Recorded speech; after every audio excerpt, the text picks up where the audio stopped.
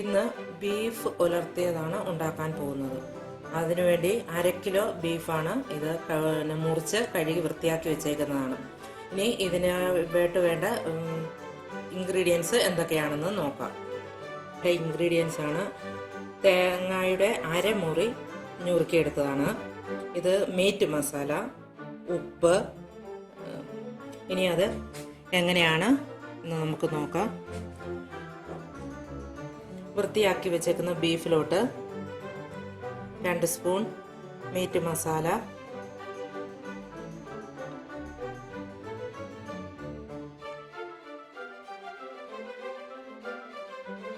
1 spoon ഉപ്പ്, 1.5 spoon ginger garlic paste, നുറുക്കി വെച്ച കോക്കനട്ട്, ഇതും കൂടി ഇട്ട് മിക്സ് ചെയ്ത്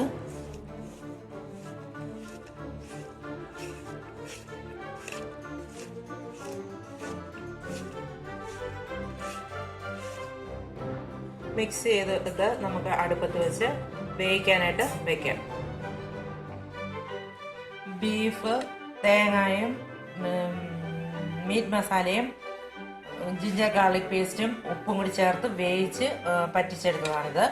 അതിന് വേണ്ട ഇൻഗ്രീഡിയൻസ്: ഇഞ്ചി അരിഞ്ഞത്, വെളുത്തുള്ളി, ക്യാപ്സിക്കം അരിഞ്ഞത്, സവാള അരിഞ്ഞത്, മീറ്റ് മസാല, ഉപ്പ്, കുരുമുളക് പൊടി, കടുക്. ഇതിലേക്ക് ആവശ്യത്തിന് എണ്ണ ഒഴിക്കാം. 1 സ്പൂൺ കടുക് ഇടാം. അതിലേക്ക് ഇഞ്ചി അരിഞ്ഞതും വെളുത്തുള്ളിയും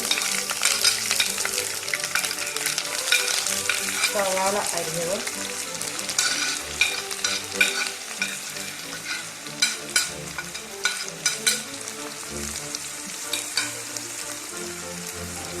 ചേർത്ത് നല്ലതുപോലെ വഴറ്റാം.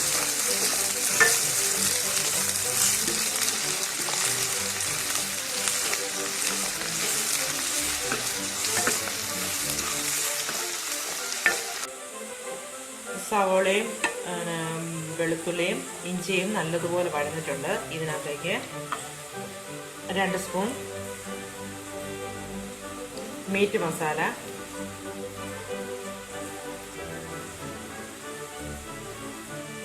1/2 ടീസ്പൂൺ കുരുമുളക് പൊടി,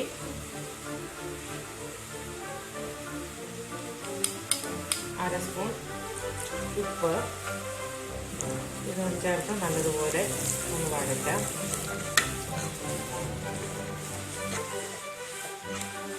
മസാല നല്ലതുപോലെ വഴന്നതിന് ശേഷം വഴന്ന മസാലയിലേക്ക് നമ്മൾ വേവിച്ച് വെച്ചിരിക്കുന്ന ബീഫ് ഇടാം. ഇത് നല്ലതുപോലെ വഴറ്റിയെടുക്കാം.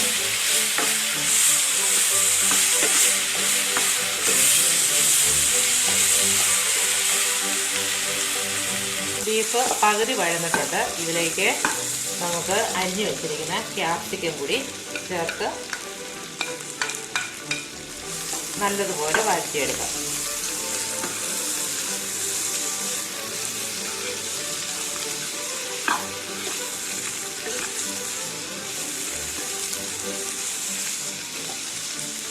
ഇപ്പം നല്ലതുപോലെ ഉലർന്നിട്ടുണ്ട്. ഇനി നമുക്ക് ഇതൊരു പാത്രത്തിലേക്ക് മാറ്റാം.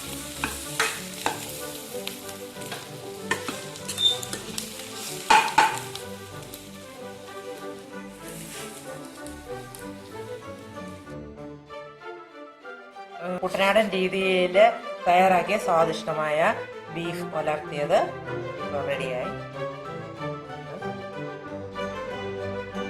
വേവിച്ച് വെച്ചിരിക്കുന്ന